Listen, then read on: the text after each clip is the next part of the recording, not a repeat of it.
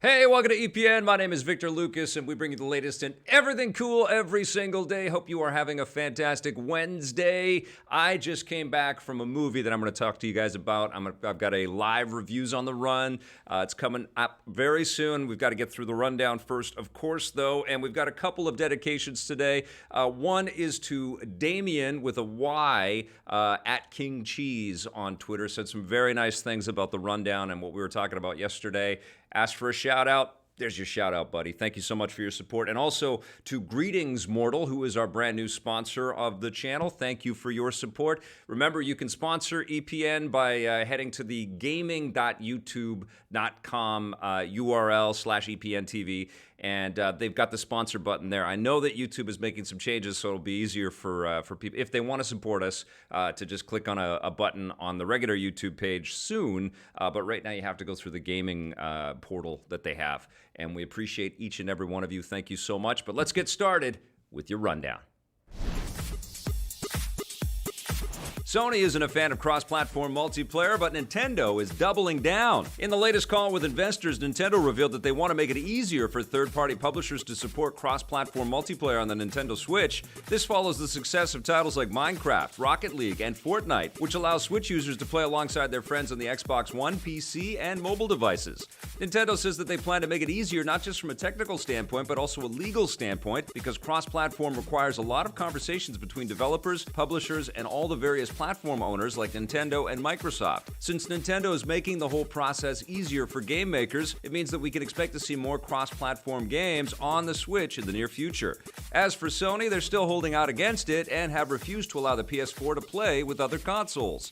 It's news like this that's going to push Sony over the edge. You know that, right? I mean, Sony is going to have to, I think, one day play nice. And this happens, you know, kind of like on a cyclical basis within the video game industry. There's always this pairing, you know? When Sega was kind of removed from the scene, when Xbox came on board, there was a little bit of a fraternity that was created a little bit between Xbox and Nintendo, I think maybe because of the Redmond Association. They weren't too far, their headquarters weren't too far from each other. And then at certain junctures, there's been a little Sony and Xbox fraternizing, you know, while Nintendo's kind of left out. I haven't seen too much Nintendo and Sony getting along, and that probably dates back to the fact that Sony was going to create a disc system for the Super Nintendo Entertainment System, which, as we all know, ended up resulting in the PlayStation being born. So maybe that's a big part of it. Maybe there's just so much, historical animosity there that they just can't overcome it and just all play nice. But this points to two things. It points to the fact that there's going to be sort of software ubiquity across a bunch of different platforms. And, you know, like we are still seeing so many games getting ported to these systems months or even years after they've arrived on other systems, and this is just a common occurrence. So we're going to see that software go everywhere, and people are going to be associated with accounts across wherever they're playing these games, and that's what's going to become much more important. So I do believe that Sony is going to eventually play nice with everybody, but this is a good move on Nintendo's part, and it's a good move for Switch owners out there. DC and Warner Brothers aren't joking about giving their most famous villain his own movie. According to the Hollywood Reporter, the studio has greenlit their long-in-development Joker movie, with Joaquin Phoenix officially signed on to star, and filming slated to begin this fall. The confusing part is that this new movie will exist outside of the current DC movie universe, focusing on a new and different version of the Joker. There's precedent for this in the comics with DC's popular Elseworlds imprint, but it remains to be seen if more casual movie audiences will understand. As for the Jared Leto version of the Joker, he's already set to reprise his role in several other upcoming movies set in the main DC universe. Yes, it works in the comic books, but there's been less up and down, I think, with the books sort of alienating audiences, mainstream big audiences, so there can be more risks. It's also not $100 million to create a comic book and to try some new things, but it costs a lot of money to make these movies and market them and get people to kind of know what's happening. It's going to be very weird if we love Joaquin Phoenix as the Joker, and I suspect we will because he's an incredible actor, and then he's gone. It's just going to be very strange if that happens, and I feel like DC has to sort of move carefully with this. But I think what trumps all of this stuff is that if the movie is great, people will see it, and it can sort of reboot everything a little bit. You know, we already have the the sort of inclination and the idea that we're going to be seeing a new Batman. It feels like Ben Affleck is about to announce his retirement from the role, and so people are going to have to get used to new actors in these roles. You know, it's just going to be happening. All right, players have a lot more time to prepare to die in the new game Code Vein. Namco Bandai has delayed the new Dark Souls-inspired title. It was said to arrive this September, but they pushed it back until sometime in 2019, saying that they need more time to polish the experience. Code Vein is meant to capture the same kind of brutally difficult gameplay seen in the Namco Bandai published Dark Souls series, although it's not being made by the same developer, From Software. It's instead being handled by one of Namco Bandai's internal teams, so hopefully it lives up to the standards of the Dark Souls franchise.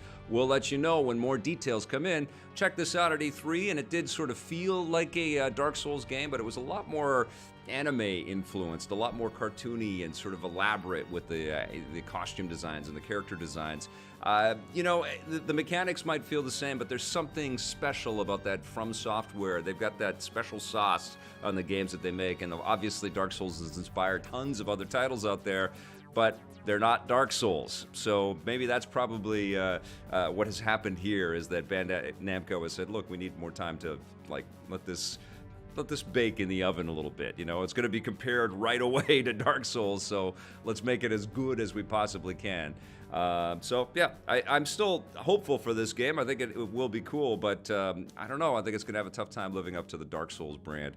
Far Cry 5 players will soon be able to leave Montana and get their asses to Mars. Ubisoft has announced that Lost on Mars, the second of 3 expansions included in the Far Cry 5 Season Pass, will hit Earth on July 17th. Like the Vietnam-era previous expansion, Hours of Darkness, Lost on Mars is a lot more zany and over-the-top than the main game, with players abducted by aliens and whisked away to the surface of Mars. The Far Cry series has a long and proud history of crazy expansions, going all the way back to Far Cry 3 Blood Dragon. The third and final Far Cry 5 expansion, known as Dead Living Zombies, will land next month. Now, I want to play this so bad. I did get enough Far Cry 5 experience when I was playing the game, and I haven't checked out the Vietnam thing either, so this DLC is making me want to go back into this game in a big way.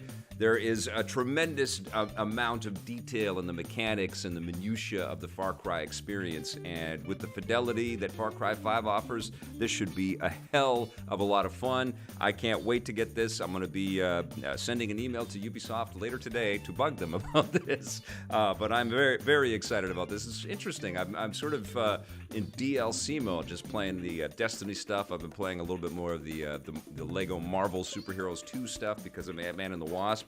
And now I'm going to hopefully be going to Mars very soon. Very cool stuff, Ubi. I love when you experiment like this. But right now, let's take a look back at this day in everything cool.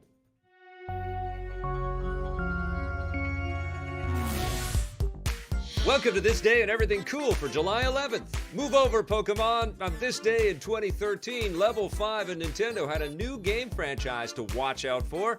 The first Yokai Watch game was released on the 3DS in Japan, giving players the ability to find and befriend cute, misbehaving ghost creatures and then use them in battle. Basically, it was Pokemon with ghosts, but there were a handful of key differences. Most notably, the battles are bigger and involve more characters, and players can combine the ability of different yokai characters, which you can't do in Pokemon. The first Yokai Watch became a bigger hit than Nintendo or Level 5 were expecting. It even outsold the latest Pokemon release, Omega Ruby and Alpha Sapphire. Because Yokai Watch was such a hit in Japan, it went on to spawn an entire transmedia franchise with an anime series, movies, and loads of tie-in merchandise. The franchise hasn't caught on quite as much in the West, although it does have its fans all over the world. 2 direct sequels followed on the 3DS, and the series is set to make its jump to consoles, with the 4th game slated to hit the Nintendo Switch in late 2018.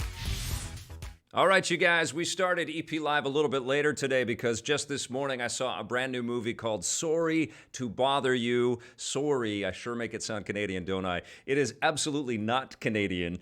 This is a very unique science fiction kind of tale that kind of reminded me of a blending of things like Office Space, Idiocy, Brazil.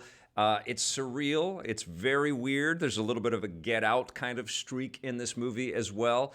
It's written and directed by Boots Riley, who has contributed music, and he's written stuff, and he's worked in the film world for a while with different collaborators, and some of which are actually appearing in this movie. It stars Lakeith Stanfield as Cassius Green, who plays this guy that is looking for work, finds a job in a telemarketing firm, and starts to excel at his job, and quickly rises through the ranks. But flashed on posters and on television screens all around him and all around everybody's life in this movie is this idea that there's a lot of slavery at these different jobs and these different opportunities that exist in this world.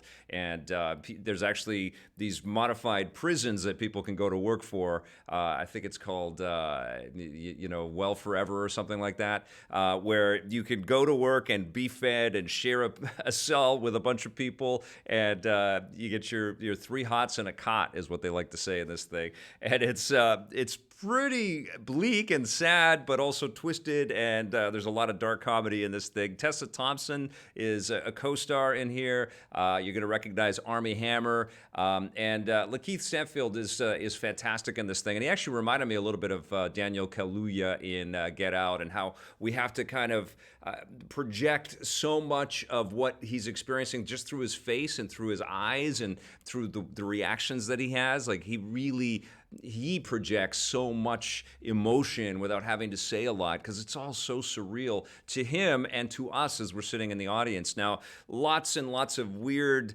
dark twists and turns start happening in this story. It makes sense. It goes forward in a linear fashion. There's a lot of, cool cameos, like Terry Crews is in here. We hear the voices of David Cross and Patton Oswalt. And so we get this kind of straightforward narrative, which is intriguing. But then, yes, there is a late act major twist that you just are not expecting, and it turns this movie into absolute insanity.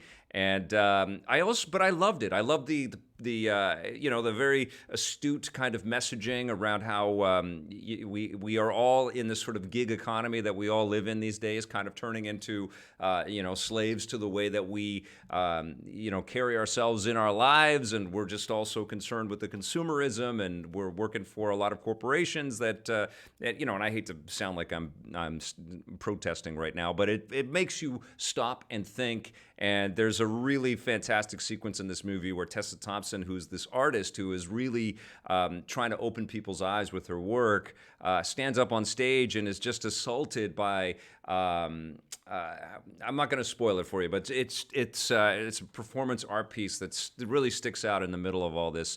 The other person that sticks out is Stephen Yeun from The Walking Dead show. I love that actor, and I thought his performance and his character in this movie was fantastic. And I also feel like it really hit me when I saw him in this movie, because we don't see him enough, but when I saw him, he was great in this. But I remember how much I cared for him and cared about him in The Walking Dead, and how much less the show means to me now that he's not a part of it, So he is a nice grounding force in this, but everybody is great in this. Donald Glover, not Donald, Donald, I forgot his last name. Danny Glover, sorry, different Glover. Danny Glover even pops up in this thing, and he is incredible as well. Listen, it's got a forgettable title. I've even forgot it right now. Sorry to Bother You. So that's going to be hard for you to remember, but once you see this movie, you will never forget the film. You will never forget this experience, just like you would never forget seeing Get Out for the first time, or Brazil, or Office Space, or Idiocracy. It resonates.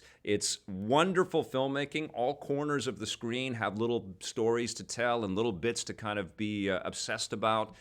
It's definitely worth repeat viewings as well. So do yourself a favor and go find this very eclectic, very strange, but very well-crafted movie. Sorry to Bother You is terrific. I'm going to give it an 8.5 out of 10. All right, right now it's time to go back in time and take a look at a buried treasure.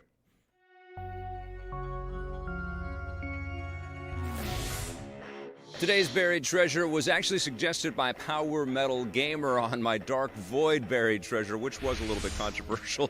This one's called Singularity, and it was developed by Raven Software back in, it was released in 2010, and I think that it had a long gestation, and lots of stuff happened to this game as it eventually made its way to market. Activision published this, and what has, of course, happened with Raven Software is that they become one of the support teams on the Call of Duty franchise. So this was kind of one of their last last, if not their last big game that they were kind of shepherding and managing themselves, which is unfortunate because Raven had lots of great titles under their belt. They worked on the Marvel Ultimate Alliance games. They worked on the Wolverine game, the good one, that was super ultra-violent. But Singularity was something very special. It was a shooter that kind of blended some stuff that would definitely be useful as Raven transitioned to work on Call of Duty, but it also worked some mechanics that we saw in a game like BioShock, where there was a lot of story, a lot of narrative, lots of little bits of lore that you had to find all over the place, and a great sci-fi streak all the way through this thing. It dealt with a U.S. Army Ranger named Nathaniel Renko, who lands on this island and then finds this technology that allows him to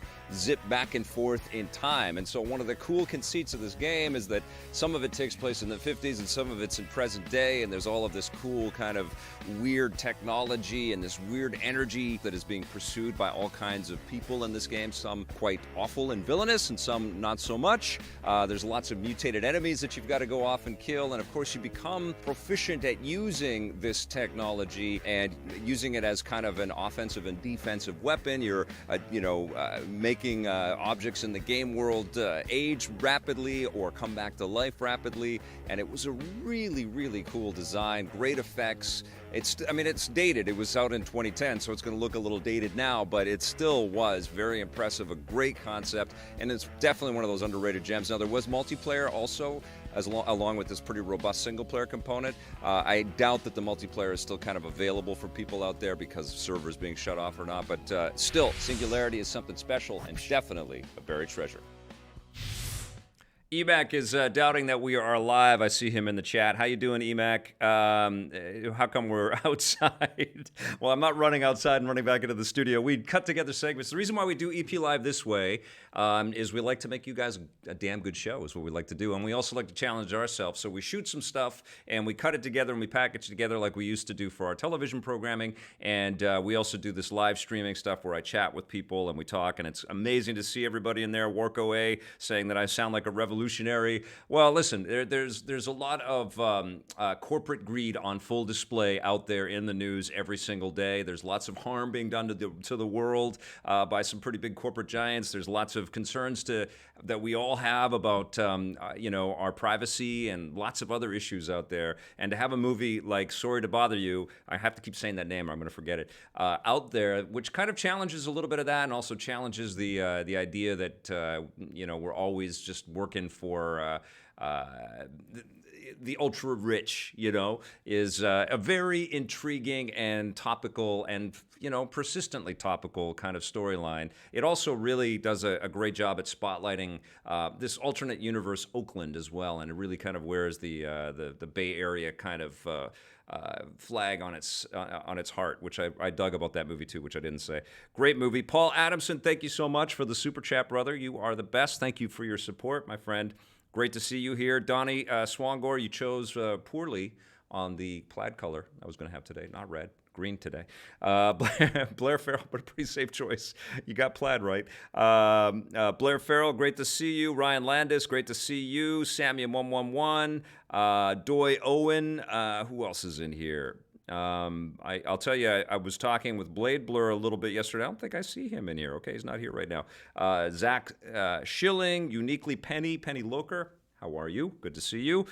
Media Glitch, thanks for joining us, my friend. Soulcaster, Tiago Santos, incredible. All great to see all of you guys out there. I've got a couple of T-shirts, and I was mentioning Blade Blur, Daniel, who is helping us set up a Discord server. We're in the process. We're almost there, and we will share some of that information with you guys very soon.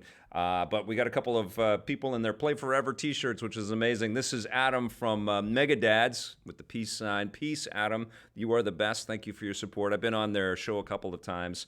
They do a great podcast out there. These are dads that have jobs that also love video games, so they try to squeeze some time to not just play, but to talk about the stuff and how gaming sort of impacts their dad time, and how they sort of incorporate their life with their kids into their gaming. Very cool idea. And this is Blade Blur, the famous Blade Blur, who I met for the first time at E3 this year. Wonderful dude. He hung out with us for a little bit. And man, it's great to see people in EPN t-shirts. One of the people that worked at the movie theater this morning had an EPN t-shirt and came up to me and said hello. And it's just like a turn around and it's like, oh my God, he's in an EPN shirt. It was surreal. It was great.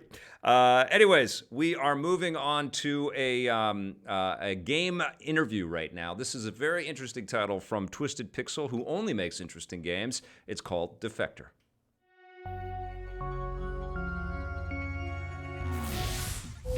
Thank you for flying with us today. The captain has turned on the fasten seatbelt sign. Please remain seated, get ready for takeoff, and enjoy the flight. Defector is a Twisted Pixel Studio game that is a first-person action-adventure espionage, much in the vein of Mission Impossible, The Bourne Supremacy. It's globe-spanning. There's going to be many, many levels, and each one takes place in a different location with different characters, different plots, different action elements. We're fully customizable. We wanted this to be completely your character story. So at the very beginning, you're going to get the choice to be male, female, and you're also going to get the choice to, it's a skin tone toggle. So you can skin tone toggle, you can do anything. We didn't put any love elements or anything in there. We wanted the characters to be ambiguous, but we also wanted to give the player full control to create your own storyline. We try to be as cinematic as we possibly can. This is the first time that we're really able to push the pedal to the metal in a cinematic way. But, Bill and Josh, our founders and creators, they're big-time cinema buffs, especially Josh. Like, he loves those old throwbacks, those 1980s, 1990s action movies where it's like there's no CGI. This is like practical effects. It's real explosions. So we're trying to take that throwback pure action and give people a way to experience that in virtual reality. We felt like our previous title, Wilson's Heart, VR was kind of new at the point, and we felt like, okay, what if people get motion sickness? So we relied a lot on teleportation. So with this title, we just decided to go pedal to the metal, and we wanted free-range locomotion. We want to be able to, interact with almost any object in the game. Almost anything you can pick up, you can interact with. You can juggle if you want to. If you have your gun, you can throw it. You can be like Clint Eastwood if you want to, We've been excited to experiment with things like mocap. We actually didn't use mocap for Wilson's Heart, but with this, we went ahead and used the modern technology. We used mocap with the built-in headset so that the audio and physicality and all acting is all captured simultaneously. So we feel like that gives it a really naturalistic feel. We have our own engine, and we hire out local actors. We also bring some people in, like Chris Sabat, who's a regular at our studio doing voice acting, but also mocap. But for the most part, it was just local hires in Austin, Texas. And also, we wanted this to take advantage of plot branching and conversation branching, so that each time that you play through this game, it's going to be a different experience. We just want to have as much fun as we possibly can, and it's kind of be creative. What could I do, or what would I do if I could do anything in the entire world? Let's do that. We're completely an independent studio, and we always will be. At least as far as we can project. We have a great relationship with Oculus. We're thankful for their support. But with that being said, we don't want to ever tie ourselves down to any one modality. We want to, just experiment in all different modalities and keep it real and keep it fresh. We're working on multiple games right now, so the sky's the limit with us.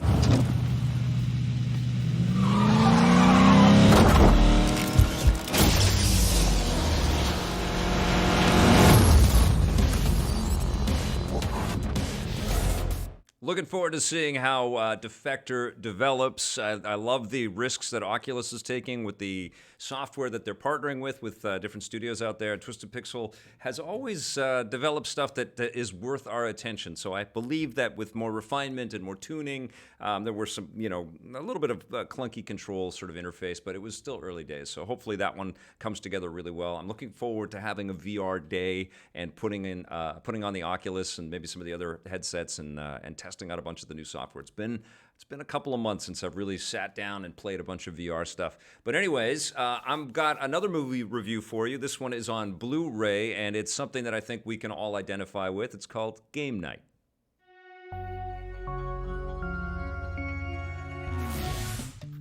Man, it's pretty hard to find two more charming actors to lead your movie than Jason Bateman and Rachel McAdams, who head up a cast of really good comedy actors in Game Night. This is directed by John Francis Daly and Jonathan Goldstein, a co-directing duo that has assembled a great ensemble and has crafted something that is weird and quirky, and it centers around this couple who find themselves in love because of their fascination and their obsessions with being very good on game nights. They get together, get married, and build a life for themselves and host these epic game night parties at their place. All their friends come, and they always have a good time. And then enter the brother of Jason Bateman, played by Kyle Chandler, who is a terrific presence in this picture. I love this actor. He's always very good in whatever he does. And he says, look, I want to have a game night at my place. And so he has this epic evening planned where everybody comes to his fancy place that he has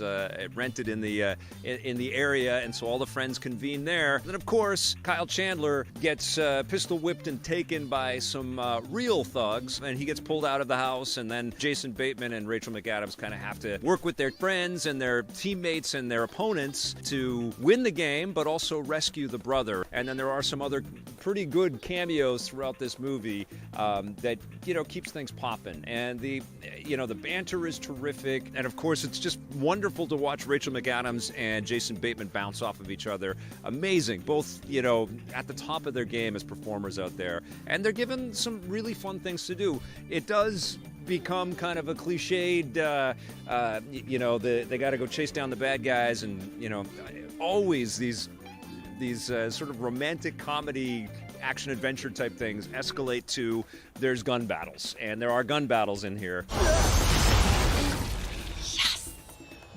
I definitely think that this is a movie for you to watch. However, the Blu-ray that Warner Brothers sent me was so slight on behind-the-scenes features. There's this pathetic, 2-minute gag reel, and you'd think that with this cast, everybody is so good in this, you would think they could have almost made a 2-hour gag reel, And that's disappointing, and there's just a tiny bit of behind-the-scenes kind of interviews, sort of EPK style. That stuff will be ripped and put up on YouTube in no time flat. So I was really shocked at sort of the thin sort of quality of this Blu-ray. I really don't like this move that a lot of the studios are taking to kind of go lean on special features. That really truly is the only reason now to get these things, to go out and get a physical disc. You want to get the behind-the-scenes stuff. You want to get the extras, and if they're not going to provide that, as is the case here, what's the point? Just wait for this thing to hit some kind of digital streaming service or rent it off of iTunes or the Google Store or something like that. It's not particularly beautiful in terms of framing and cinematography and stuff. It's not a bad-looking movie. It's just, it's a romantic sort of action-adventure comedy type thing, and it is what it needs to be. It's framed like a solid television show or something like that. It's not going to blow your mind with production values, but it will impress you with the comedy and the writing and the performances and the sharp sort of pattern that permeates throughout this thing. There's some great sort of gotcha bits in here too. Guys, make sure you get a piece of this cheese. It's just... First one that follows us gets shot. Okay, roger that. You drive safe. I really liked Game Night. I definitely think it's worth seeing. You don't need to buy the Blu-ray, though. I'm going to give Game Night as a movie an 8 out of 10. I would give the Blu-ray a 5 out of 10. Joining me now in the studio is my friend, one of my best friends in the world, Jason Bateman. How are you, Jason Bateman? I love that guy. He's awesome. Jason Bateman is not here, but Game Night is definitely worth your time. It's a very funny movie, very clever stuff. I also like the guy from Friday Night Lights. What's his name? I forget. Kyle Chandler. He's great too. And I have so many names. Anyways, great movie. I've got 20XX on my Nintendo Switch now, and this is a roguelike that kind of feels like Mega Man X, and it's got a lot of other features in it. I don't know too much about the game because it's really just been installed onto my machine, but I figured we would play it together in today's Let's Play and Chat. So let's do that. Blake Siefkin is going to come up here and join me, and we are going to try to survive in this game. Let us know how the audio is. I'll shoot some stuff and make sure it's not too loud. Sounds okay in my earbuds. Hopefully it's okay on the chat. You guys can let us know. I'm just going to shooty. All right, good. Okay, here we go. Yeah, I'm also a big fan of Rachel McAdams as well. She's terrific in the movie. Okay, so we climb up walls everyone. like that, like a little bit like Mega Man X. And this game's been around for a while. It was in early access in 2015 on the PC, but it just made it to 2014. 2014? 2014 Wow. it came out in early access. Crazy. Okay, so it's I checked some early emails to reach out to the PR team to get a code for the game, and I saw that 20XX was proposed to EP way back then. You know, so it's funny. It's been around. But it seems like a perfect fit for this. Okay, so Do you think this character that you're playing as was inspired by Mega Man X? Yes, I do. Do you think maybe just a little bit? Oh, they've been pretty clear about that. They've been pretty. It's like the most blatant. Well, she's a little. Not that that's a problem with that, but. She's not really. She's not a robot boy. She's a robot girl. Oh, that's totally different. Okay. Okay, I had a question about an escape room. Earlier. Yes, okay. Sorry, I can't find who wrote it. But Vic, have you ever done an escape room? I have not done an escape room. No. You should try them. They're fun. Have you done one? I've done 2 Okay. in Victoria. Victoria, for some reason, Victoria, BC has a lot of young, trendy stuff right now. Okay. Because their population is really young, because they have a lot of new tech people moving into the cool. city. So they have a lot of like VR arcades and things. And that, yeah, I did 2 different escape rooms in Victoria. Very cool. No, I've never done that. I'd like to try that. What I just read is Cineplex is going all in on the Void, which is that VR tech that ILM created. Okay. That makes sense. And they've got a Star Wars thing that's been playing in Disneyland. Yeah, that makes sense for movie theaters to start doing that kind of thing. And so now they're going to bring it to the West Edmonton Mall this summer. And I happen to be going to Edmonton for a wedding, so Try it. I may be swinging by the mall to see if Escape the rooms Void are is in. good family activities. Because Yeah. you and your family can struggle to solve the puzzles, and then when they don't do the thing you ask, you can get really frustrated. I think I'd love start to a do fight. that. I've Yeah. never done it. It's a great family experience. Okay, I'm really sucking. Okay. So this is Let's Play and Chat. If you guys have any chat questions or comments or anything like that, go ahead and do that. Blake will help navigate through. Helps us if you do all caps so we can see it a little bit better, but Yeah. let us know. And certainly let us know what you think of the game. It is called 20XX. It's just come out for the Nintendo Switch in Canada. It's a $27 proposition, which I think is not a bad deal for the amount of content that's in this sucker. So it's more engineered to be endless, and you're constantly meeting bosses and picking up power-ups. I don't think it's really like the linear structure of the Mega Man X games where you're getting to the end of a boss fight and then you pick up a level and then you can open up another area. I don't think it's quite like that. This is more like you're navigating through a Mega Man X style dungeon. There we go. Oh, okay, so that was now we're into the credits. This has all been training so far. You finished the game already? Yep, that was it. That's pretty good, right? So far, what's the game of the year? God of War. That's a very easy question for me to answer. That game is incredible. Incredible. Workaway says he tried the Void in Toronto. It was a Ghostbusters experience. Okay, cool. What is the Void? Like, how does it?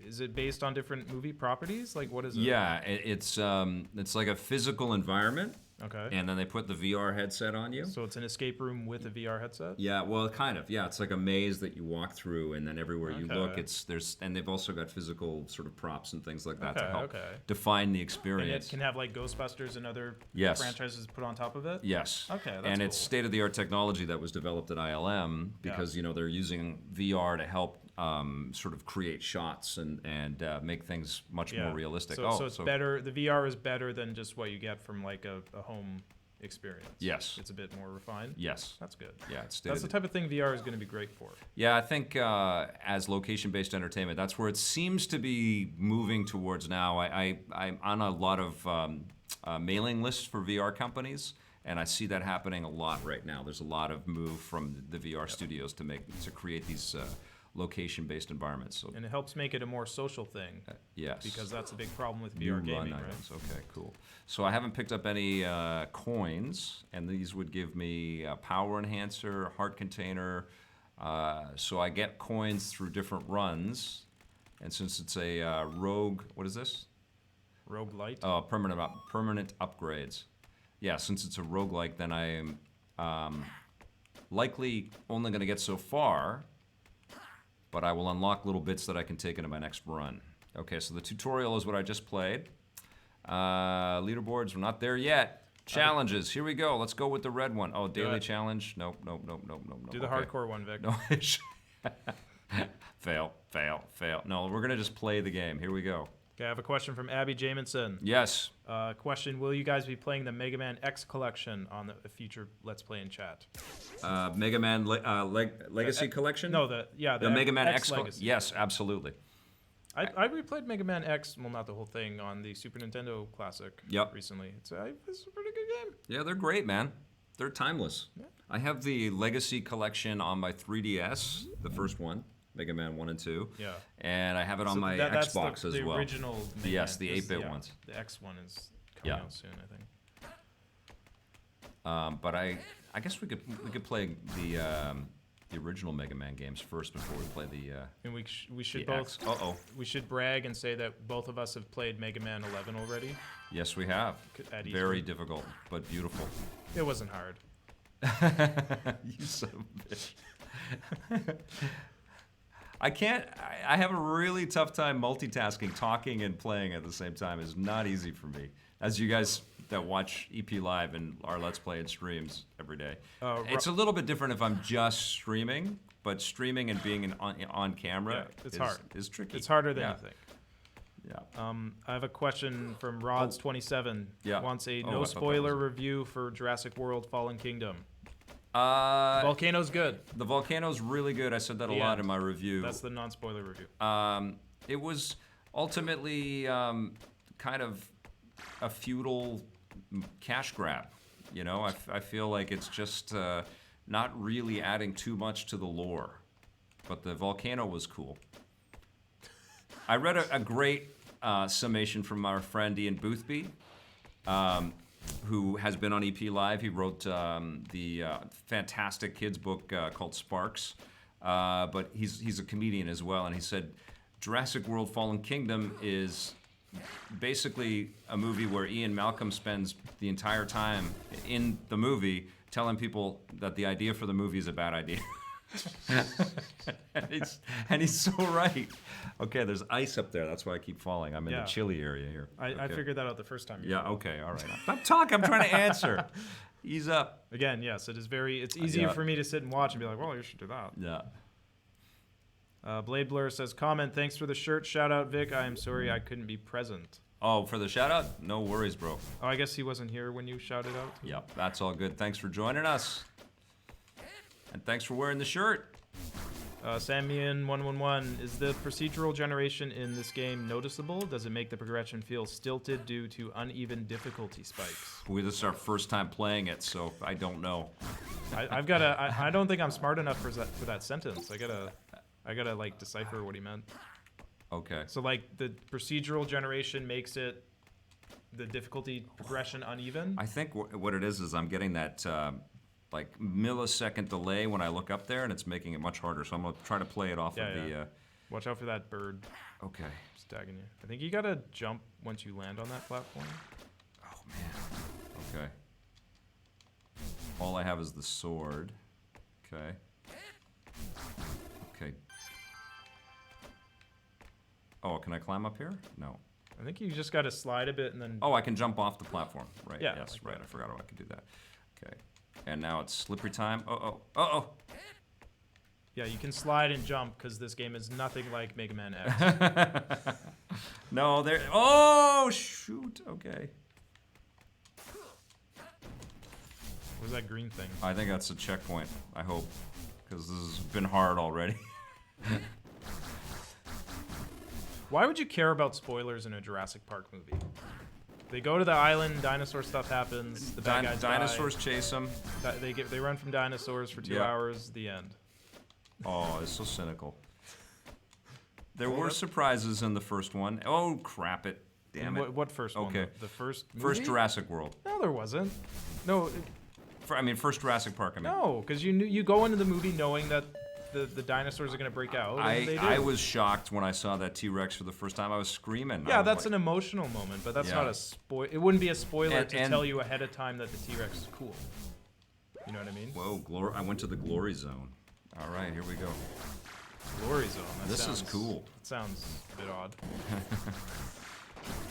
No, What I was happens in the Glory completely Zone, shocked by the spitting dinosaurs and the intelligence of the raptors in the first movie. Okay, that's fair. And then the performances of all the human actors were incredible. Yeah. And nothing has stood up to that. Yeah. Nothing. I agree, yeah. Nothing that they've done with Jurassic. The first one is still. Jeff Goldblum was a sensation in that first movie. The first one is definitely one. I would put it on the at least in the top 5 action movies. And it's easily in the top 10 of the movies that Spielberg has made. Oh, easily, yeah. Which is incredible that the guy has made more than 10 movies that are awesome. He's made like 50 movies. I know. Hasn't he? And I hesitate to say Jurassic Park is one of his 5 best movies. What other director has made 5 movies that are so good that you can't even decide what the order is in the first 5? What would be his top 5? I guess Raiders. Raiders, E.T. Well, Schindler's List. Schindler's. Yeah, Schindler's List is incredible, man. I don't know. I'm torn between Schindler's List or Private Ryan. Schindler's List is more powerful, I think. Yeah, I think Schindler's List is a bit more interesting in terms of artistic style too. The Private Ryan was incredible, but it was but mostly. I can only pick 5, so I gotta be stingy. Yes. Close Encounters, I think, is in his top 5. I would put Jaws above Close Encounters. Jaws. Oh my God. Like, honestly, there's nobody like Spielberg. Question from Blade Blur. Favorite movie of 2018 so far? That's a tough one. I'm gonna pick one that might surprise you, Vic. Christ. Do you want to hear mine? Hold on. It might surprise you, so we'll wait. Till Okay. you- Oh.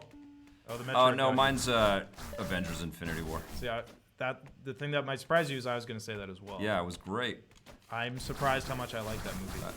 Sensational film, man. It's really so good. smart. You know, I like all the reasons I like it. Are just going to be undone in the next movie. Yeah. But it's still, as a film unto itself, it's an incredible. Oh film. yeah, and like honestly, the humanity of the humanity of Thanos was exceptional, and I loved Deadpool as well. I Deadpool think they should do an Oscar push for Josh Brolin.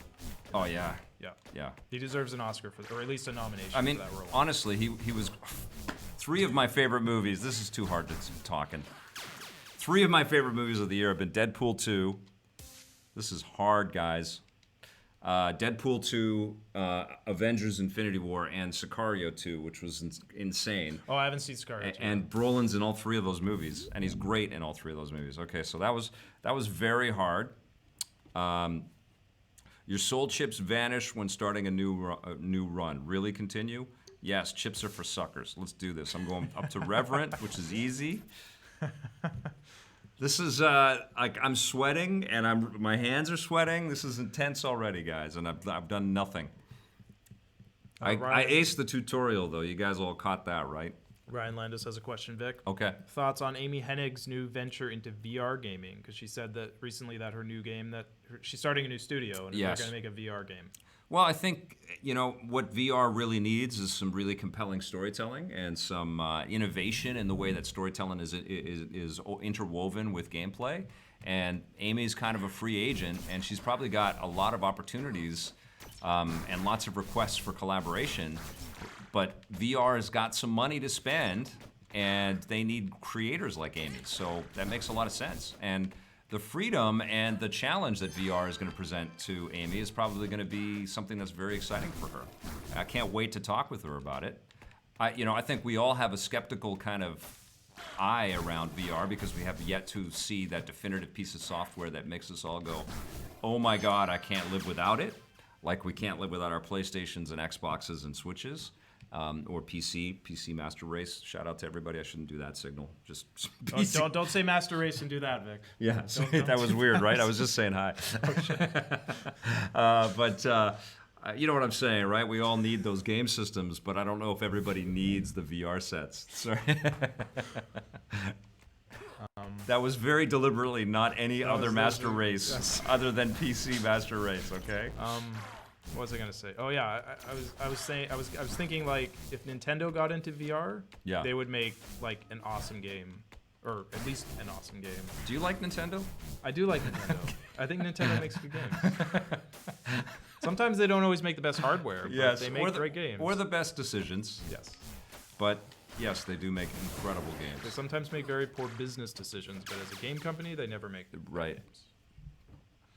But yeah, I think if Nintendo made like a Switch VR, Yeah. you slide the Switch into a thing, and like how awesome would a Mario game be? Virtual Boy 2.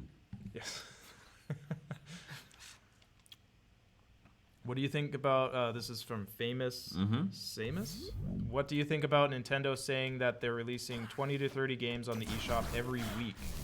They are. Yeah, they said they wanted to do this. I don't think that's a problem. I mean... Well, it's not a problem. It's just like, as a reviewer, it's hard to keep up with all of this. I mean, some of those games could be like super quick, tiny little things. There are, and I was on a website today that keeps track of. I'm sorry, I don't remember what the website was, but I wanted to know what the file size was on this title because I actually downloaded this while I was at Starbucks before the movie, and. They don't tell you how big it is before you download it? Well, it wasn't in the eShop store. I was considering just putting it onto my phone and tethering it to my phone and doing that, but then it would have taken a ton of my data. So this is good. It's a roguelike, so I'm actually seeing a lot, but I'm not getting anywhere, which is because they're doing procedural levels. But it was the site where I looked at everybody or at all the file sizes was enormous. It was scrolling and scrolling and scrolling. It was like, holy crap! Look at all these games. There are like almost every SNK game, almost every Neo Geo game is on the Switch already. They don't want to be another Wii U where there was nothing. Yes. Yeah, we have got to make a couple of videos about the amount of material on the eShop. Yes. Someone is Adrian Leon. Is your studio air conditioned enough? Yeah, we have an AC over there. Yeah, we have an AC. It's a little bit loud. We can't have it on during the stream because it's loud. But yeah. Like Vancouver hasn't been that hot. Yeah, we're okay. We're not like California or Quebec right now, and or anybody that's experiencing a heat wave right now. At least not our part of BC. Yeah. You go up to like the interior, Kelowna. it's, 35 or whatever. Yeah, we're pretty good right by the water in Vancouver. There's a reason why these are the most expensive house prices in almost all of North America. World. Yeah, almost the whole world. Yeah. We're like the third least affordable city on the planet right now. Yeah. Something like that.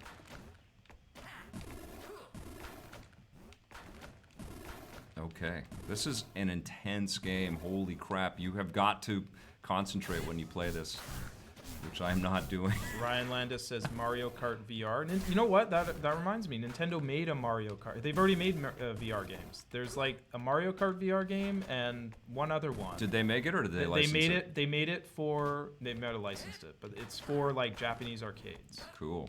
And it's like a Mario Kart VR game in Japanese arcades. I think maybe Bandai Namco made it. Oh yeah, they have a good relationship. Oh my God, this is hard, guys.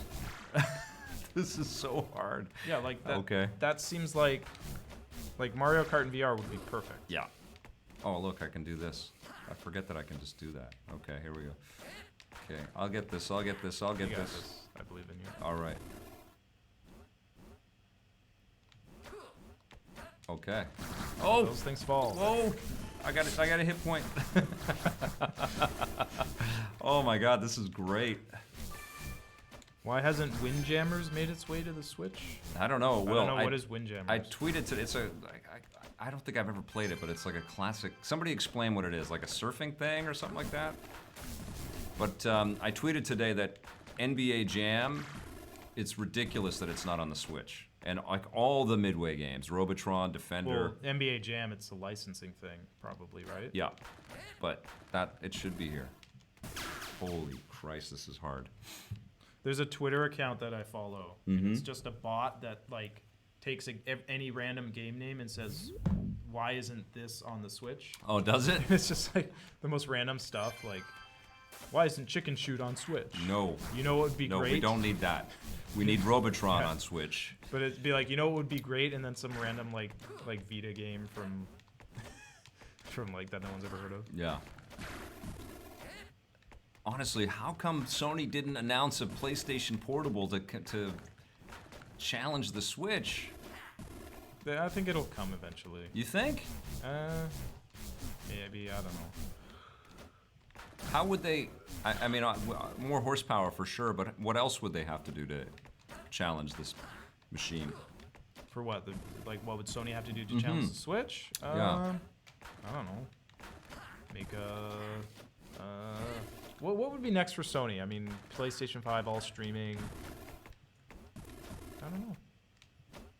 Yeah. I guess. Oh. You could make a play. I think. I've always thought that VR, personal home VR, will take off when the headsets get small enough that you can take them with you and they're not tethered. Right. So maybe like the PlayStation VR 2 or 3 will be a much smaller device that won't need a PS4. Oh my goodness, that's pretty cool. That would. Oh wow, man! I'd never even considered something like that. That's a great idea. That would be great. So the PlayStation VR 2 becomes a portable game system in a way. Whoa, cool! I didn't know I could do that. Yeah, I think there's going to be a lot of whoa! I didn't know I could do that. Because Oculus is working on a prototype that doesn't need a VR headset that doesn't need a PC. This is awesome. It just has all the technical stuff in the headset itself. Right. So if Sony did that with the PlayStation VR, which will probably be possible in a few years, to make like a smaller PS4 that just fits inside the thing, that would be awesome. Like, look how small the Switch is, and it's not as powerful as the PS4, but it's pretty close. I put Soul chips in there, and then I can. Ryan Landis, do you think GTA 5 on the Switch is a pipe dream at this point? Yeah, I don't think it's gonna happen. Oh, I do. I think they've moved on. You think? I think so, yeah. Continue. Because it would have to be multi. Can you join? I don't know if this says pop. Can I join? I don't know. I don't know if I want to play this game. It looks pretty hard. It is co-op, but I don't know if you can join or not. Just drop in. I don't think so. Is the batteries dead on that? Nope. It sees it, but I don't know. I don't know. Okay, sorry. We don't know how to get you in there. Question: why isn't High Heat Baseball 2003 on the Switch? That's a good question. Why isn't YouTube on the Switch so you can watch the review? Oh of yeah, why isn't? Yeah. What up with that? What up with that? I wish I had a gun. I'm not gonna lie. In this game? Yeah. Yeah, in the game, not in real life. I don't need a gun in real life. Come on. But Vic, think of all those bears. Yeah. Windjammers is a 1994 Neo Geo game, which is essentially frisbee pong. Ah, cool. That is a good summation of that game. Okay. Go, go, go, go, go, go. Okay, I took some good health points off of this thing. Oh no. Question: when are we getting Skyrim on BlackBerry phones? I have the BlackBerry to review. It's the Key 2, which I'll have a review of soon. I've been playing around with it a little bit. Maybe I'll try to shoot that tomorrow, and we'll get that to you guys as soon as we can. You know what I want on the Switch, Vic? What's that? Half-Life 2. Yeah? Don't think you're getting that. Why not? Don't think so. You could. Why you gotta hate on? Don't think you're I think getting if they release a Half-Life VR game, which the rumor is they're porting Half-Life to the HTC Vive, I think if they do that and they release like a new remastered Half-Life 2, I think it will be released on the Switch. That's dope. I mean, it's an old enough game; it should run on the Switch. Easily. Totally. We'd need the whole Half-Life 1 and 2 and all the chapters as well. I'm fine with that. Yeah, give me Half-Life 1, all its expansions, Half-Life 2, and all of its expansions. Give it all in a nice little package. Okay. So remember, you can stop whenever you've given up hope. Bureau of Encouragement. This is awesome, guys. That's I'm the best loving thing about, this game. The best thing about video games is you can just stop playing them when you get tired of them. That is a good thing about video games. Yeah. It's a very, very cynical thing to say, but it is a good thing. Okay, so what is this? I can play as Nina? Sure, let's play as Nina for a bit. Does she have different... She's got a gun, so I could play as the got sword. A gun. Do I have any... Let's see what I can get here. This is a... and the upgrades changed. So what does this do? All stats up. Not enough soul chips. Do I have any soul chips left? No. I have 2 soul chips. If you get all 6 soul chips, you can complete the Infinity Gauntlet? Yeah, I think so. Okay. What does this do? Reclaimed Spark. Powers deal slightly more damage. Sure, let's do it. All right. Okay, so I used my soul chips on that. My little robot friend is talking to me. Here's a big question from EMAC. What is this? Multiplayer. You want to play some multiplayer? Might as Sure, well. let's do it. Okay. I have a question from EMAC, though. Couch co-op. Just to prove that we're live, EMAC. Yep. What do you see in Nintendo's future after the Switch? I I don't think they can ever not make another game like this, system like the Switch. Press the two the A tops. And the A when we're ready. There we go. Okay, here we go. All right. Come and join. Come and join. Hello. So what am I doing? I'm just going over to you. Yep. Jump over to me, and then we're gonna play multiplayer. Here we go, guys. Yeah, I think every Nintendo system from now until the end of time has to be. What is this doing? Why? Because I'm already here. So now we just go to the level. Oh, just play? Yeah, to just go find the level. Okay, gotcha. Yeah, Gotcha. Easy. Let me show you how it's done, Vic. All right, let's do this. Look at that. Two silhouettes in there. What is this? Just got back from eating. Soulcaster, you're tuned into EP Live, where we do a live show where we have the news and segments and reviews and interviews. And right now we're in Let's Play and Chat, and we're playing 20XX right now on the Nintendo Switch. This is Blake. I'm Victor. You're Soulcaster. Great to meet you. Say hi to everybody in the chat. What were you eating, Soulcaster? Awesome people. He was eating awesome people? No, everybody in the chat is an awesome person. We're very grateful that you joined us today, and we will do our best to not die. No promises. Dead. Do you remember like when I was getting frustrated watching you play Mega Man? Yes. At E3? Yes. Welcome to hell. I was filming you playing Mega Man 11. I know. I was getting really annoyed. Oh, this big sigh. I was like, Vic, because you kept Vic, fucking up. You can't jump there. Don't. You gotta jump there. Don't you see that? I was like, Vic, you're embarrassing me in front of the Capcom people. I'm just laughing. This is so fun. I'm so bad at this. That's my mic impression. Shit, where am I? Am I out already? Am I so far behind that it's the camera focused on me? No, I'm dead. I don't. Bring me back to life, Blake. How do I bring you back to life? I don't know how to bring you back to life. I don't know. Maybe I'm in that chest. How do I open the chest? Shoot it. Hey, life extender. Okay, but how do I get to you? I don't know. Where am I? Is this a dead end? Where am I going? Yep, game over. Maybe I'm at the checkpoint, the next checkpoint that you get to. I don't know where I am, man. I don't know. I don't know where you are. I can pause the game. That's all I can do. Sorry. Well, I died, here we go. All right. I guess we both went down to our last life. Okay. Blade Blur comment, I actually got a chance to play Kingdom Hearts 3 at a convention I went to last weekend, and it was great. Are you excited for it like me, as a casual fan? I am ridiculously excited. That was the last thing that I saw on my pre-E3 judges event week, where I looked at about 60 games, and that was the last one. And usually when you've looked at 60 games, you're like, okay, here's another game.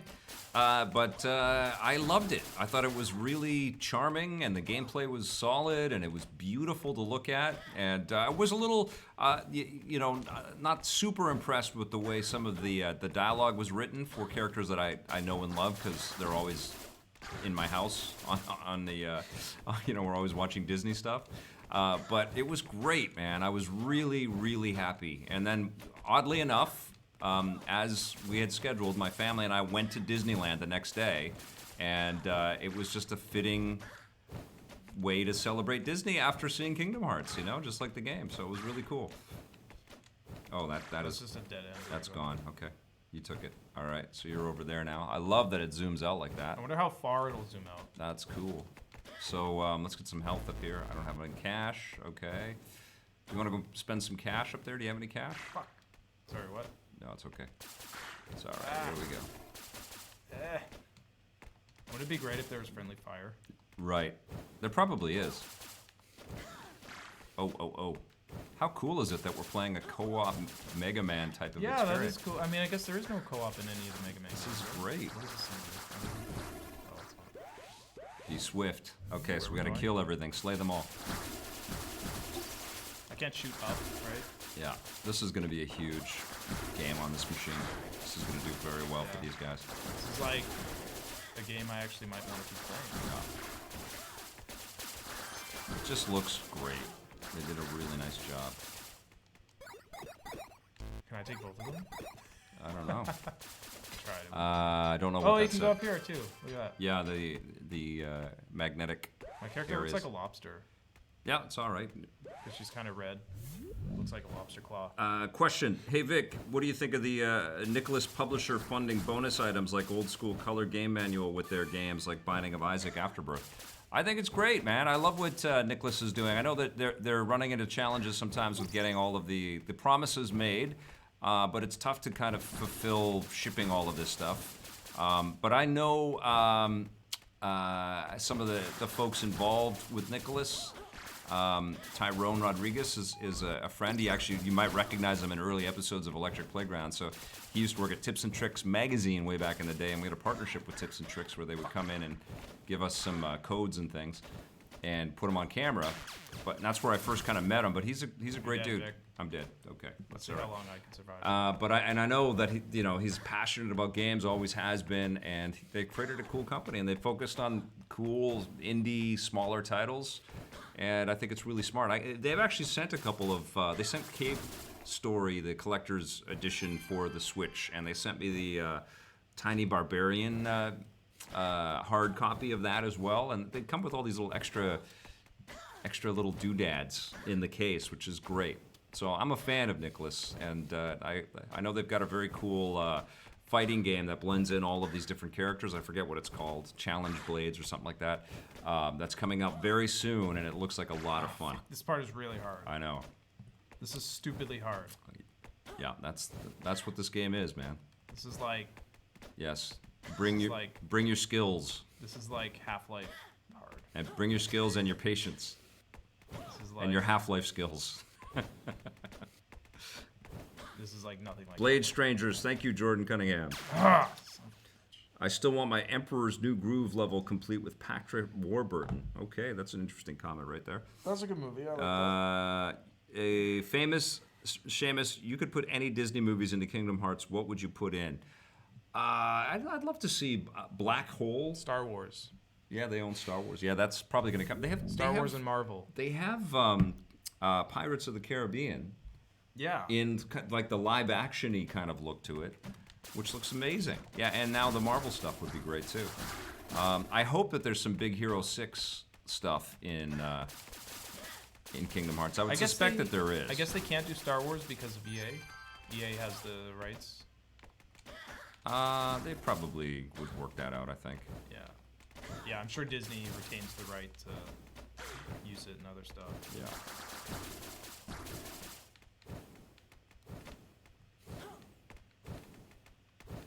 But a black hole homage would be pretty rad.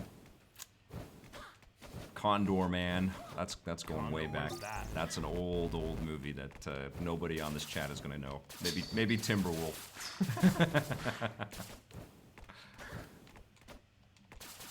So is this Herbie worse? the Love Bug would be pretty rad. Is this worse or better than Mighty Number 9, Vic? Oh, it's better than Mighty Number 9. Mighty Number 9 wasn't terrible. It was just not as promised. I think we both have to be here to unlock it. Oh, there's some chips. Okay, here we go. Ready? Oh no, we've done it already. That's why it's locked. Whoa. Cool. Yeah.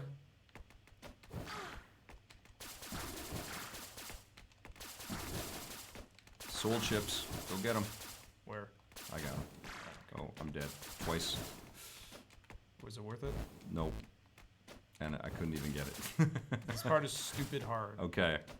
It's like, and then the birds come, and then... Oh my lord. I don't know how to get up to this.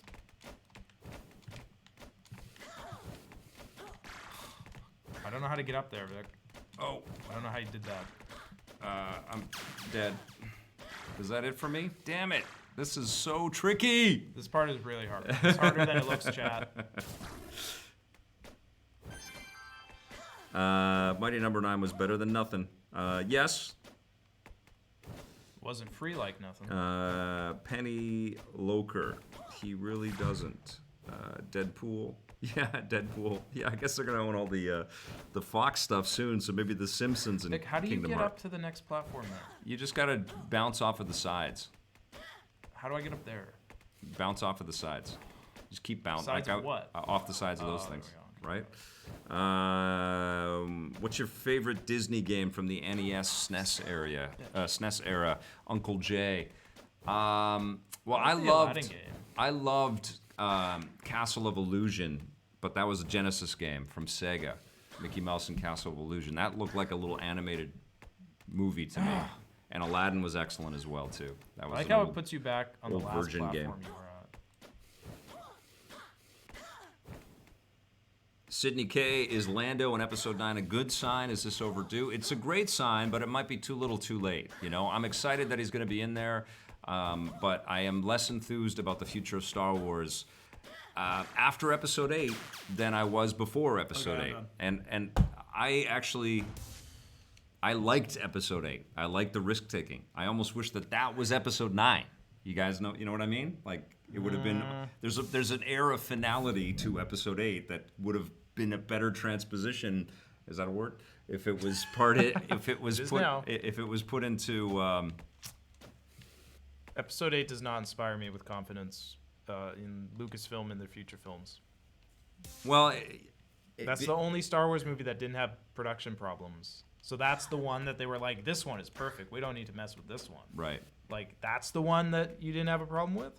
Episode 8. Yeah. Yeah. The Last Jedi. Yeah.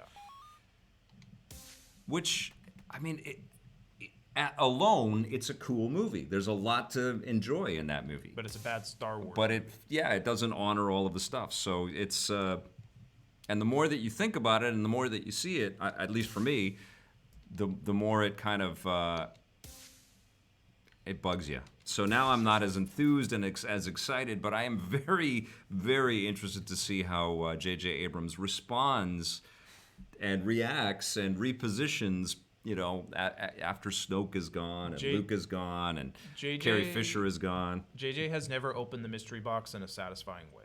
Yeah. He makes good It's mysteries, true. but he's never answered the mystery and come to a conclusion for the mystery in a way that has ever satisfied anyone.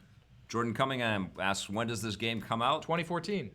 Well, on the PC in early access, but it came out yesterday on the Switch. Yeah, it's been out since on the Xbox One and final version on the PC since last year, but it was in early access back in 2014. Right, and I think the Switch is the only place you can play this console-wise right now, but I'm sure it's coming out. No, it's on the Xbox One. Oh, it is? Yeah. Okay. I don't know if it's PS4, but I know it's on the Xbox. And it's amazing. I love it. I just went upside down. Say no more. Yeah, I'm going to be very addicted to this. You guys will get a full review of this when I can get past one level of it. When I can survive for more than 10 minutes at a time. So we're gonna try to get to the Death Lotus boss. We're gonna try to beat it. That's not gonna happen. Well, we got there before. Did you got to a boss before? Yeah, I don't remember that. we did. It was a big plant that popped up everywhere. But thanks for the faith. You see what I get to deal with here? I always try to instill you with confidence. I love your realism. Just go back to bed, Lucas. All right, here we go. I'm upside down. I'm upside down. That never stops being cool. Okay. Look at the heat. Flourishes. I love that. Cool. Boop, boop, boop. Question: favorite Star Wars games? That's from EMAC. Great question. I actually really enjoyed Battlefront 2. I had issues like everybody else with the. That's your favorite though, Vic? It's a hard one. I loved the actual Battlefront 2 that Pandemic did. If I think back to my best memories with a Star Wars game, it was probably that. But I loved the X-Wing versus TIE Fighter games. I like the X-Wing games and the TIE Fighter games and X-Wing versus TIE Fighter. And I loved the first Force Unleashed. And I loved the Rogue Squadron games on the N64. Yeah, Rogue Squadron would be my favorite. Those were great. The original N64 one. Yeah. Even Shadows of the Empire was pretty cool. A little clunky. It was really hard too. Yeah. I think if I had to pick my favorite, it was Star Wars Battlefront 2 from Pandemic. But I really liked DICE's game. It was super fun, and I still go back to it every once in a while. Which one did you say? Battlefront 2? Mm-hmm. What's chats? What does everybody like? What's everybody's favorite Star Wars game? People in the chat saying Dark Forces Dark from Forces Timberwolves. was great. Dark Yeah. Forces is pretty Yeah, good, and that now was it's not great. canon anymore. Yeah. Kyle Katarn, rest in peace. Ooh. He got replaced by the memorable character Jyn Erso. Jyn Erso? Yeah. She is memorable. I love Yeah? Jyn Erso. Tell me, Vic, what's her character?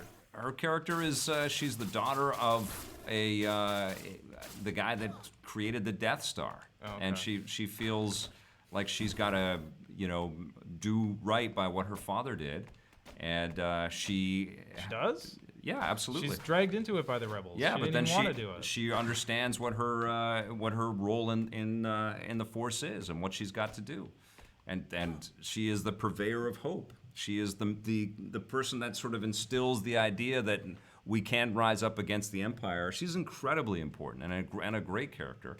And I thought the performance, the actor's name, I forget the actor's name, but she was great. I'm not going to tell you. I forget the actor. Felicity Jones. Yeah, she was terrific. I disagree with you about Rogue One, Terrific. Vic. And she's a survivor as well. No, she's not. Absolutely. Did you see the end of the movie? Well, she survived all the way up until the end of the movie, and she was challenged with really crazy stuff to get to the end of the movie.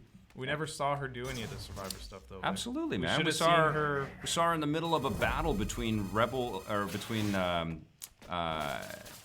I'm at the boss, by the way. Oh, good job. between- Oh, I remember this part. She survives and she rescues a kid, and she's tough as nails. She's got a good heart. It takes her a while to understand her role, and she does. And what happens to her father in front of her is heartbreaking and expertly performed. She's terrific. So I totally disagree with your characterization that she's meaningless. I don't have a characterization for her because she doesn't have a character, Oh man. Yes, she does. But I and can't. neither does anyone else in that movie. Oh my God. They do, but you have to see it more than once. I've seen that movie like 4 times, Vic. I saw it twice at the theater. Oh, I'm gonna get this. Oh, this frack. All Samian, right. Samian says Jedi Outcast 2 is pretty great. Yes. Knights of the Old Republic from Adrian Leon. Yes. All good titles Yes. that are all better than Rogue One. Rogue One, fantastic movie. Nope. Gets better every time Terrible you see movie. it. I think everybody's on the same page with me. We're gonna try it. right, chat. We're gonna try this boss one last time. And there we go. I also loved Mars. What is it? Mars. Mads Mikkelsen. Yeah, he's great. And Ben. What's his last name? I don't Bad know. guy. Ben Mendelsohn. Ben Mendelsohn. Fantastic. Yeah. But he's not the bad guy. The cartoon. Grand Moff Tarkin. Grand Moff Tarkin. That was a bit weird for sure. And the cartoon Leia was a bit That weird should for not sure. have been in the movie. Totally. Darth Vader should not have been in the movie. The Darth Vader sequence was fun. It was No, it was but fun and bleak and awful. No, and it wasn't scary. bleak. Yes, it was. It was look at how cool Darth Vader is, Yeah, which is totally inappropriate for the tone of the ending of that movie. That would be Dude. like if you had Saving Private Ryan punctuated by. No, man, because it leads right into 4, and it No, sets it doesn't. up. Because It in sets 4 up he's the, an old man who can't even move. it sets up the power of the It moment would and be what like they if were you had facing. the Wonderfully. ending of Saving I Private beat that Ryan. boss, by the way. If you had Saving Private Ryan end Dude. by cutting away to some random SS officer who hasn't been in the rest of the movie, doing something really cool and always cool to watch, is totally inappropriate for the ending of that movie. Incredible movie, and I think everybody's on the same page with me, right? Actually. Aging like a fine wine, the Ren. There you go. See, the Ren and I were together on this. Donnie Yen was awesome and was worth the ticket price alone. I think all of Fabish the, Sabis, I think absolutely. all of the new Star Wars movies are going to be wait, remembered no. very poorly. No, Blade Blur. He agrees with Blake. Yeah, it's a terrible right. film. He's I had with Blade you. Blur's on my side, so I win. Okay. Are we done, or we keep going? No, let's see what happens here. I beat a boss. Well done. Take the boss's power or nuts or an Augment. Okay, This so thing looks like Eva from. okay, Wall-E. so mortar, or do I want nuts, or do I want basic attack, steal slightly? I think we're gonna take this mortar. Why not, right? Boom. I don't know how to use it. Oh, that's how you use it. All right. So I'm this is great. Okay, so now we go back. Do we save and quit? No. Can you save and not quit? Ah, so here we go. We go to different bases. Oh, like they have skeletons of bad guys up there. Okay. It's pretty cool. Let's see another level here. Vile Visage. Take the nuts, Vic. So I had to take the mortar. I had to take the power. It shows you how evil, scary, and menacing Darth Vader is and why he's meant to be feared. I do agree with Blake. I didn't think Darth Vader scene... That was from Jordan Cunningham. Blade Blur says, I do agree with Blake. I didn't think the Darth Vader scene was necessary. Felt more like fan service. Not only was it not the necessary... Fixed Podcast. Was... EPN is my favorite YouTube channel. That is very... Yeah. That's a huge statement. Thank you so much. You get one of those. That's incredible. Timberwolf, they will help you stand up to Bleak Blake. Yes. Bleak Blake. I was so mad by the end of that movie. Oh, dude. Do you remember how mad I was when we left the theater? Yeah, I know. In the last shot of the movie is this ugly, awful-looking cartoon Princess Leia. I was so offended by that. I do hope that they improve that, you know, because it is just technology, and that's one CG, you know, messing with that I wouldn't mind. Oh, like a special edition version of it? That But they don't have to awful? call attention to it. They just make the facial animation stuff better, you know? I would like to see that happen. Her daughter looks exactly like her. Why didn't they just get her daughter? Yeah, I agree. And she's the right age, too.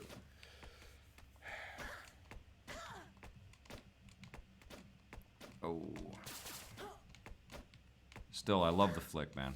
Sammy N says he hasn't seen Rogue One. Don't watch it. Oh, watch it. Don't watch it, Sammy, Don't waste and your then time. it's on Netflix. So you know. Don't waste your time. Next week on EP Live, we'll talk about it, and you can pipe in. You could spend that 2 hours watching something good, like Star Trek. Oh, come on, dude. The first one from J.J. Abrams. That's a better movie than Rogue One. That's a good movie. It's a better movie than The Force Awakens. As well. I'd say they're about equal. No, it's better than The Force Awakens. I'd say that. What? Force Awakens is... I would say that Star Trek 2009 is better than The Force Awakens. I'd say, you know what? I would say it's about equal with Force Awakens and Rogue One. That's what I would say. Force Awakens is a better movie than Rogue One. I will give it that. Oh, I see. So these are little... this is great. What fantastic design, man. This is an early access game that I think really benefited from that focus testing. Yeah. Because it's all precision, right? So. But it's so weird that it's a roguelite game, that it's procedurally generated, because doing the precision thing is really hard. I don't know if it's modularly created, like sections pop in and they can, right? I don't know if it's like every ledge. Because I was curious about that, like how much of it is Jesus random. Christ, this is hard.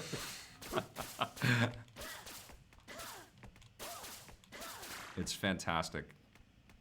You gonna get that thing? I think I'm just gonna try and get in there. Oh, Jesus. Do